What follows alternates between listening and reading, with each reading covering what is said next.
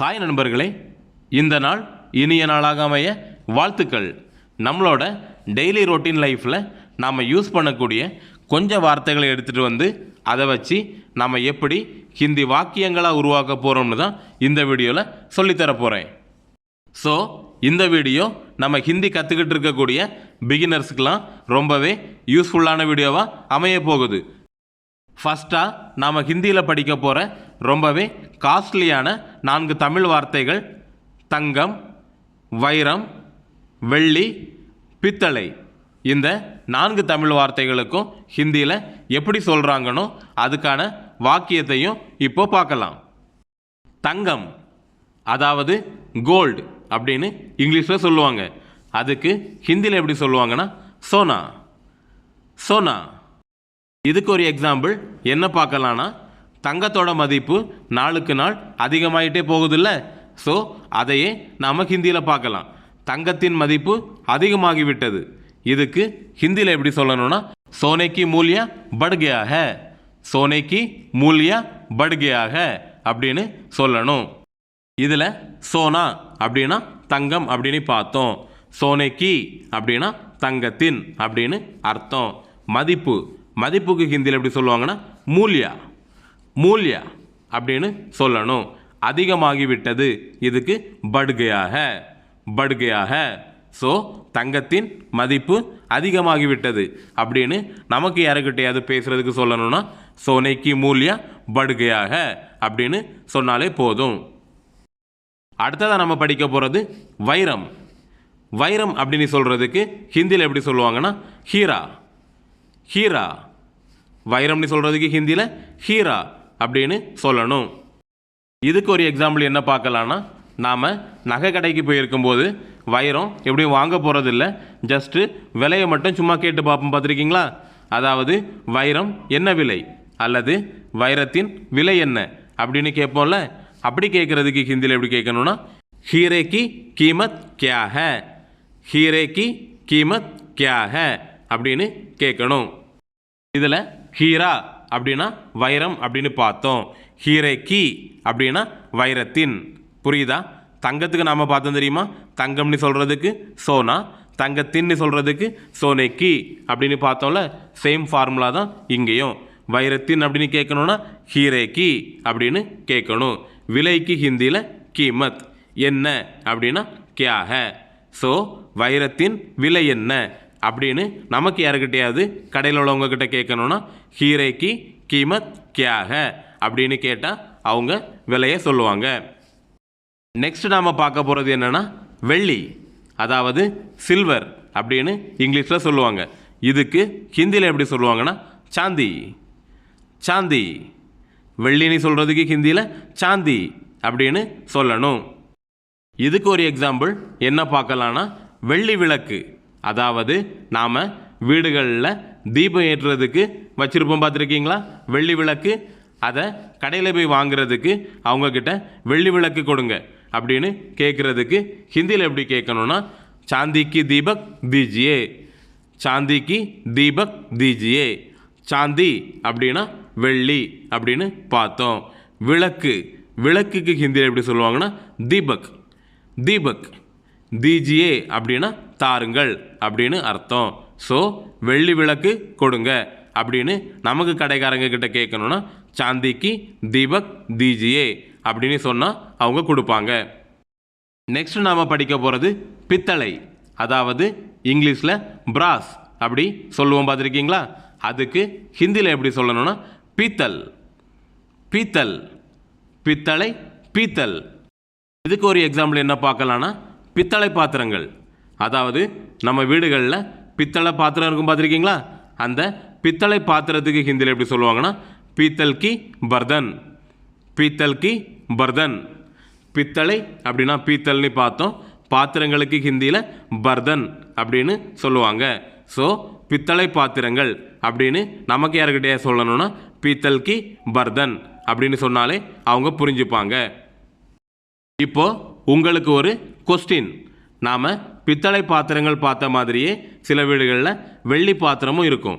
அந்த வெள்ளி பாத்திரங்கள் அப்படின்னு சொல்கிறதுக்கு ஹிந்தியில் எப்படி சொல்லுவாங்கன்னு கொஞ்சம் திங்க் பண்ணி சொல்லுங்கள். நம்ம வீடியோஸ் பார்க்குறதுனால நீங்கள் ஏதாவது ஒரு வகையில் ஹிந்தி கற்றுக்குறீங்க அப்படின்னா நம்ம வீடியோவுக்கு ஒரு லைக் பண்ணிக்கோங்க. அதே போல் நம்ம வீடியோவை நீங்கள் தொடர்ந்து பார்க்கணுன்னு ஆசைப்பட்டீங்கன்னா நம்ம சேனலையும் சப்ஸ்கிரைப் பண்ணிக்கோங்க. அடுத்ததாக நாம் ஹிந்தியில் படிக்க போகிற நாம் கண்டிப்பாக தெரிஞ்சு வச்சுக்க வேண்டிய 4 தமிழ் வார்த்தைகளை பாருங்கள். மாவட்டம், மாநிலம், உலகம், நாடு. இந்த 4 தமிழ் வார்த்தைகளுக்கும் ஹிந்தியில் எப்படி சொல்கிறாங்கன்னையும் அதுக்கான எக்ஸாம்பிளையும் இப்போ பார்க்கலாம். ஃபஸ்ட்டாக நாம் படிக்க போகிறது மாவட்டம், அதாவது இங்கிலீஷில் டிஸ்ட்ரிக்ட் அப்படின்னு சொல்லுவாங்க, பார்த்துருக்கீங்களா? அதுக்கு ஹிந்தியில் எப்படி சொல்லணும்னா ஜில்லா. ஜில்லா மாவட்டம் அப்படின்னு சொல்கிறதுக்கு ஹிந்தியில் ஜில்லா அப்படின்னு சொல்லணும். இதுக்கு ஒரு எக்ஸாம்பிள் பார்க்கணுன்னா நீங்கள் எந்த மாவட்டம், அதாவது நீங்கள் எந்த மாவட்டத்திலேருந்து வரீங்க அப்படின்லாம் கேட்போம், பார்த்துருக்கீங்களா நார்மலாக? அதுக்கு ஹிந்தியில் எப்படி கேட்கணுன்னா ஆப் கிஸ் ஜில்லே கா ஹை, ஆப் கிஸ் ஜில்லே கா ஹை அப்படின்னு கேளுங்க. இதில் நீங்கள் நீங்கள் அப்படின்னு சொல்கிறதுக்கு ஹிந்தியில் ஆப், எந்த அப்படின்னு சொல்லணும்னா கிஸ், மாவட்டம் அதுக்கு ஜில்லா அப்படின்னு நாம் பார்த்தோம். ஸோ நீங்கள் எந்த மாவட்டத்தை சேர்ந்தவங்க அப்படின்னு நமக்கு யாருக்கிட்டையாவது கேட்கணுன்னா ஆப் கிஸ் ஜில்லே கா ஹை அப்படின்னு கேட்டாலே அவங்க பதில் சொல்லிடுவாங்க. ஸோ இந்த வீடியோ பார்த்துட்டு இருக்கக்கூடிய நம்ம நண்பர்களான நீங்களும் கமெண்டில் சொல்லிட்டு போங்க நீங்கள் எந்த மாவட்டத்தை சேர்ந்தவங்க அப்படின்னு. அடுத்து நாம் படிக்க போகிறது மாநிலம், அதாவது இங்கிலீஷில் ஸ்டேட் அப்படின்னு சொல்லுவோம்ல, அதுக்கு ஹிந்தியில் எப்படி சொல்லணும்னா ராஜ்யா. ராஜ்யா அப்படின்னு சொல்லணும். இதுக்கு ஒரு எக்ஸாம்பிள், மிகப்பெரிய மாநிலம் எது, அதாவது இந்தியாவில் மிகப்பெரிய மாநிலம் எது அப்படின்லாம் ஸ்கூலில் கேட்பாங்க, பார்த்துருக்கீங்களா? அதுக்கு ஹிந்தியில் எப்படி கேட்கணுன்னா சப்சே படா ராஜ்யா கோன்சா ஹை, சப்சே படா ராஜ்யா கோன்சா ஹை அப்படின்னு கேட்கணும். இதில் சப்சே படா அப்படின்னா மிகப்பெரிய, இருக்கிறதுலையே பெரிய அப்படின்னு அர்த்தம். மாநிலம்க்கு ராஜ்யா அப்படின்னு பார்த்தோம். எது அப்படின்னு கேட்குறதுக்கு கோன்சா.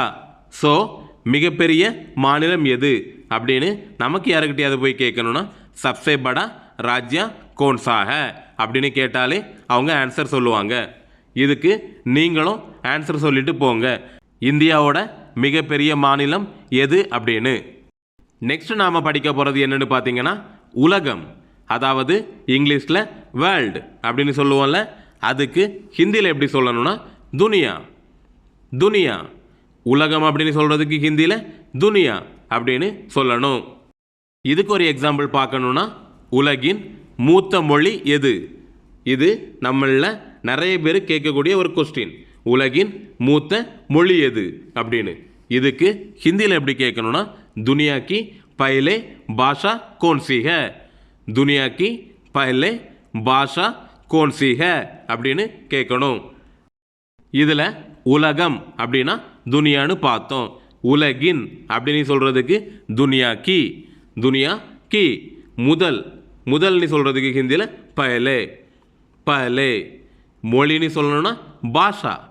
பாஷா எது அப்படின்னு சொல்கிறதுக்கு நம்ம முன்னாடியே பார்த்தோம், கோன்சா ஹை அல்லது கோன்சி ஹை அப்படின்னு சொல்லலாம்.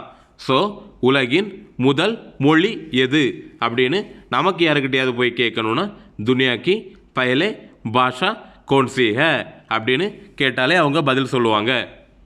இதற்கான பதில் உங்களுக்கும் தெரிஞ்சதுன்னா நீங்களும் கமெண்டில் பதில் சொல்லுங்கள். அடுத்ததாக நம்ம படிக்க போகிறது நாடு, அதாவது இங்கிலீஷில் கண்ட்ரி அப்படின்னு சொல்லுவோம்ல, அதுக்கு ஹிந்தியில் எப்படி சொல்லுவாங்கன்னா தேஷ். தேஷ், நாடு அப்படின்னு சொல்கிறதுக்கு ஹிந்தியில் தேஷ் அப்படின்னு சொல்லணும். இதுக்கு ஒரு எக்ஸாம்பிள், நம்ம மோடிஜி இருக்காங்கல்ல, நம்ம நாட்டோட பிரதமர், அவங்களோட உரையில் நீங்கள் அடிக்கடி கேட்டிருப்பீங்க ஹமாரா தேஷ, ஹமாரா தேஷ அப்படின்னு. அப்படின்னா என்ன அர்த்தம்னா நம்மளுடைய நாடு அப்படின்னு அர்த்தம். இதுக்கு கரெக்டான எக்ஸாம்பிள் பார்க்கணுன்னா நமது நாடு இந்தியா, நமது நாடு இந்தியா அப்படின்னு சொல்லுவோம்ல, அதுக்கு ஹிந்தியில் எப்படி சொல்லணும்னா ஹமாரா தேஷ் இந்தியா ஹை, ஹமாரா தேஷ் இந்தியா ஹை. ஹமாரா அப்படின்னா நமது அப்படின்னு அர்த்தம். நாடுக்கு ஹிந்தியில் தேஷ் அப்படின்னு பார்த்தோம், இந்தியாவுக்கு இந்தியானியே சொல்லிக்கலாம். ஸோ நமது நாடு இந்தியா அப்படின்னு சொல்கிறதுக்கு ஹிந்தியில் எப்படி சொல்லுவீங்க? ஹமாரா தேஷ் இந்தியா ஹே அப்படின்னு சொல்லணும். ஃப்ரெண்ட்ஸ், இந்த மாதிரியே வார்த்தைகளை வச்சு வாக்கியங்கள் உருவாக்குற மாதிரி லாஸ்ட் வீக்கும் நம்ம ஒரு வீடியோ அப்லோட் பண்ணியிருந்தோம். அந்த வீடியோ பார்க்காதவங்க நான் லிங்கை டிஸ்கிரிப்ஷன்லேயும் ஐகான் பட்டன்லேயும் கொடுத்துருக்கிறேன். தேவைப்பட்டுச்சுன்னா போய் பார்த்து பயன்பெறுங்க. நெக்ஸ்ட் நாம் ஹிந்தியில் படிக்க போகிற 4 தமிழ் வார்த்தைகளை பாருங்கள். திருட்டு, திருடன், பேராசை, சோம்பேறி. இந்த 4 தமிழ் வார்த்தைகளுக்கும் ஹிந்தியில் எப்படி சொல்லுவாங்கன்னோ அதுக்கான ஒரு எடுத்துக்காட்டையும் இப்போ பார்க்கலாம். ஃபஸ்ட்டாக திருட்டு. திருட்டு அப்படின்னு சொல்கிறதுக்கு ஹிந்தியில் சொரி, சொரி. திருட்டு அப்படின்னு சொல்கிறதுக்கு ஹிந்தியில் சொரி அப்படின்னு சொல்லணும். இதுக்கு ஒரு எக்ஸாம்பிள் என்ன பார்க்கலான்னா, வண்டி திருட்டு போய்விட்டது. அதாவது நம்ம வண்டியை யாராவது திருடிட்டு போயிடுவாங்க. ஸோ நாம் போலீஸில் போய் கம்ப்ளைண்ட் கொடுப்போம், பார்த்துருக்கீங்களா? வண்டி திருட்டு போய்விட்டது அப்படின்னு. அதுக்கு ஹிந்தியில் எப்படி சொல்லணும்னா, காடி சொரி ஹோகையா, காடி சொரி ஹோகையா. காடினா வண்டின்னு அர்த்தம். திருட்டு போய்விட்டது அப்படின்னு சொல்கிறதுக்கு சொரி ஹோகையா. திருட்டுனா சொரின்னு பார்த்தோம், போய்விட்டதுன்னா ஹோகையா. ஸோ வண்டி திருட்டு போய்விட்டது அப்படின்னு நமக்கு யாருக்கிட்டே சொல்லணும்னா, காடி சொரி ஹோகையா அப்படின்னு சொன்னால் போதும். அடுத்த வார்த்தை திருடன். திருடன் அப்படின்னு சொல்கிறதுக்கு ஹிந்தியில் சோர், சோர். இதுக்கு ஒரு எக்ஸாம்பிள், திருடன் பிடிபட்டான். அதாவது திருடனை பிடிச்சிட்டாங்க அப்படின்னு சொல்லுவாங்க, பார்த்துருக்கீங்களா? அதுக்கு ஹிந்தியில் எப்படி சொல்லணும்னா, சோர் பக்கடா கயா, சோர் பக்கடா கயா. சோர் அப்படின்னா திருடன்னு நம்ம ஆல்ரெடி பார்த்தோம். பிடிபட்டான் அப்படின்னு சொல்கிறதுக்கு ஹிந்தியில் பக்கடா கயா. ஸோ திருடன் பிடிபட்டான் அப்படின்னு நமக்கு யாருக்கிட்டே போய் சொல்லணும்னா, சோர் பக்கடா கயா அப்படின்னு சொன்னால் போதும். அடுத்த வார்த்தை என்னென்னு பாருங்கள், பேராசை.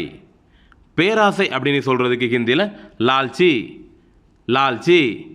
இது ஹிந்திக்காரங்க பேசும்போது லாலஜ், லாலஜ் அப்படின்னும் சொல்லுவாங்க. இதுக்கான எடுத்துக்காட்டு பாருங்கள், பேராசை பெருநஷ்டம். இது நிறைய வாட்டி நீங்கள் சொல்லி கேள்விப்பட்டிருப்பீங்க. அந்த பேராசை பெருநஷ்டம் அப்படின்னு சொல்கிறதுக்கு ஹிந்தியில் லாலச் பௌத் படி கானி ஹை, லாலச் பௌத் படி கானி ஹை அப்படின்னு சொல்லணும். பேராசைனா லாலச் அப்படின்னு இப்போ பார்த்தோம். பெருநஷ்டம் ஆக்சுவலாக ஹானி அப்படின்னா நஷ்டம் அல்லது இழப்பு அப்படின்னு சொல்லலாம். பௌத் படி ஹானி ஹை அப்படின்னா ரொம்ப பெரிய நஷ்டம், அதுதான் பெருநஷ்டம். ஸோ பேராசை பெருநஷ்டம் அப்படின்னு நமக்கு யாருக்கிட்டே சொல்லணும்னா, லாலச் பௌத் படி ஹானி ஹை அப்படின்னு சொல்லணும். அடுத்த வார்த்தை என்னென்னு பாருங்கள், சோம்பேறி. அதாவது நாம் ஏதாவது வேலை செய்ய சொன்னால் அவங்க வேலை எதுவும் செய்யாமல் சோம்பேறித்தனம் பட்டுக்கிட்டு அப்படியே இருப்பாங்க, பார்த்துருக்கீங்களா? அவங்கள தான் சோம்பேறின்னு சொல்லுவாங்க. அதுக்கு ஹிந்தியில் எப்படி சொல்லுவாங்கன்னா, ஆல்சி, ஆல்சி. சோம்பேறியாக இருக்காதே, அதாவது லேசியாக இருக்காத அப்படின்லாம் சொல்லுவாங்க, பார்த்துருக்கீங்களா? அதுக்கு ஹிந்தியில் எப்படி சொல்லணும்னா, ஆல்சி மத் பனோ, ஆல்சி மத் பனோ. ஆல்சி அப்படின்னா சோம்பேறின்னு நாம் பார்த்தோம். இருக்காதே, உருவாகாதே அப்படின்னு சொல்கிறதுக்கு ஹிந்தியில் மத் பனோ. ஸோ சோம்பேறியாக இருக்காத அப்படின்னு நம்ம வீட்டில் நமக்கு யாருக்கிட்டே சொல்லணும்னா, ஆல்சி மத் பனோ அப்படின்னு சொல்லணும். இந்த வீடியோவில் நான் உங்களுக்கு சொல்லித்தரது எல்லாமே உங்களுக்கு புரியுதா இல்லையா அப்படின்னு எனக்கு கமெண்டில் தெரியப்படுத்துங்க.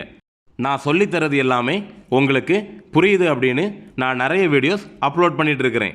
உங்களுக்கு ஏதாவது புரியலை அப்படின்னா கமெண்ட் செக்ஷனில் தெரியப்படுத்தினா தான் அப்கமிங் வீடியோஸில் என்னால் இம்ப்ரூவ் பண்ண முடியும். கடைசியாக நாம் ஹிந்தியில் படிக்க போகிற 4 தமிழ் வார்த்தைகள் என்னென்னு பாருங்கள். அரிசி, மாவு, உப்பு, சீனி. இந்த 4 வார்த்தைகளுக்கும் ஹிந்தியில் எப்படி சொல்கிறாங்கன்னு அதுக்கான எக்ஸாம்பிளையும் பார்த்துடலாம். ஃபஸ்ட்டாக நாம் படிக்க போகிறது அரிசி. அரிசி அப்படின்னு சொல்கிறதுக்கு ஹிந்தியில் சாவல், சாவல். ஆக்சுவலாக ஹிந்தியில் அரிசி மற்றும் சோறு ரெண்டுக்குமே சாவல் அப்படின்னு தான் சொல்லுவாங்க. இதுக்கு ஒரு எக்ஸாம்பிள் என்னென்னு பாருங்கள். அரிசியில் பூச்சி வந்து விட்டது. அதாவது நம்ம வீடுகளில் பழைய அரிசிலாம் இருக்கும்ல, அந்த அரிசியில் சில சமயத்தில் பூச்சிலாம் வந்துடும். ஸோ அரிசியில் பூச்சி வந்துட்டு அப்படின்லாம் சொல்லி கேள்விப்பட்டிருப்பீங்கள்ல. அதுக்கு ஹிந்தியில் எப்படி சொல்லணும்னா, சாவல் மே கீடே ஆகையா ஹை, சாவல் மே கீடே ஆகையா ஹை அப்படின்னு சொல்லணும். சாவல் அப்படின்னா அரிசின்னு பார்த்தோம். அரிசியில் அப்படின்னு சொல்கிறதுக்கு சாவல் மே. பூச்சிக்கு ஹிந்தியில் கீடே. வந்து விட்டதுன்னு சொல்லணும்னா ஆகையாக. ஸோ அரிசியில் பூச்சி வந்து விட்டது அப்படின்னு நமக்கு யாருக்கிட்டே சொல்லணும்னா சாவல் மே கீடே ஆகையாக அப்படின்னு சொல்லணும். நெக்ஸ்ட் நாம் படிக்க போகிற வார்த்தை மாவு. அதாவது கோதுமை மாவு, அரிசி மாவுலாம் இருக்கும்ல, அந்த மாவுக்கு ஹிந்தியில் எப்படி சொல்லுவாங்கன்னா ஆட்டா. ஆட்டா. மாவு அப்படின்னு சொல்கிறதுக்கு ஹிந்தியில் ஆட்டா அப்படின்னு சொல்லணும். இதுக்கு ஒரு எக்ஸாம்பிள் என்ன பார்க்கலான்னா, மாவு கெட்டு போய்விட்டது. அதாவது நம்ம வீடுகளில் மாவு வாங்கி வச்சு நிறைய நாள் ஆகிடுச்சுன்னா அது கெட்டு போயிடும். ஸோ மாவு கெட்டு போயிடுச்சுன்னு சொல்லுவோம் பார்த்துருக்கீங்களா? அதுக்கு ஹிந்தியில் எப்படி சொல்லணும்னா ஆட்டா கராப் ஹோகையாக. ஆட்டா கராப் ஹோகையாக அப்படின்னு சொல்லணும். ஆட்டானா மாவுன்னு பார்த்தோம், கெட்டு போய்விட்டது, அதாவது கெட்டுருச்சு அப்படின்னு சொல்கிறதுக்கு ஹிந்தியில் கராப் ஹோகையாக. கராப் ஹோகையாக. ஸோ மாவு கெட்டு போய்விட்டது அப்படின்னு நமக்கு யாருக்கிட்ட போய் சொல்லணும்னா ஆட்டா கராப் ஹோகையாக அப்படின்னு சொன்னால் போதும். அடுத்ததாக நாம் படிக்க போகிற வார்த்தை உப்பு. உப்பு அப்படின்னு சொல்கிறதுக்கு ஹிந்தியில் நமக். நமக். இதுக்கு ஒரு எடுத்துக்காட்டு, உப்பு அதிகமாகிவிட்டது. அதாவது சாப்பாட்டிலலாம் சால்ட் அதிகமாகிடுச்சுன்னு சொல்லுவோம் பார்த்துருக்கீங்களா? அதுக்கு ஹிந்தியில் எப்படி சொல்லணும்னா நமக் ஜாதா ஹோகையா. நமக் ஜாதா ஹோகையா. நமக் அப்படின்னா உப்பு, ஜாதா ஹோகையா அப்படின்னா அதிகமாகி விட்டது. ஸோ உப்பு அதிகமாகிடுச்சு அப்படின்னு நமக்கு யாருக்கிட்டே சொல்லணும்னா நமக் ஜாதா ஹோகையா அப்படின்னு சொல்லிடுங்க. லாஸ்ட்டாக நாம் படிக்க போகிற வார்த்தை சீனி. அதாவது சுகர் அப்படின்னு சொல்லுவோம்ல, அதுக்கு ஹிந்தியில் எப்படி சொல்லணும்னா ஷக்கர். ஷக்கர் அல்லது சீனி. சீனி ரெண்டுமே சொல்லலாம். சீனி கொஞ்சம் கம்மியாக இருக்குது. நம்ம காப்பி ஏதாவது குடிக்கும்போது சீனி கொஞ்சம் கம்மியாக இருக்குது அப்படின்னு சொல்லுவோம் பார்த்துருக்கீங்களா? அதுக்கு ஹிந்தியில் எப்படி சொல்லணும்னா சீனி தோடி கம் ஹே. சீனி தோடி கம் ஹே அல்லது ஷக்கர் தோடி கம் ஹே அப்படின்னு சொல்லலாம். சீனிக்கு சீனினையும் சொல்லலாம், சக்கர்னையும் சொல்லலாம். தோடி அப்படின்னா கொஞ்சம், கம்மியாக இருக்குது அப்படின்னு சொல்கிறதுக்கு ஹிந்தியில் கம் ஹே. ஸோ சீனி கொஞ்சம் கம்மியாக இருக்குது அப்படின்னு நமக்கு யாருக்கிட்டே சொல்லணும்னா சீனி தோடி கம் ஹே அப்படின்னு சொல்லி முடிங்க. உங்களுக்கு அண்டர்ஸ்டாண்ட் ஆகணுங்கிறதுக்காக நிறைய எக்ஸ்பிளைன் பண்ணி இந்த வீடியோ கொஞ்சம் லெங்க்தி ஆகிடுச்சு, அட்ஜஸ்ட் பண்ணிக்கோங்க. மீண்டும் ஒரு அழகான வீடியோவோட உங்களை எல்லாம் திரும்பவும் சந்திக்கிறேன். நன்றி, வணக்கம்.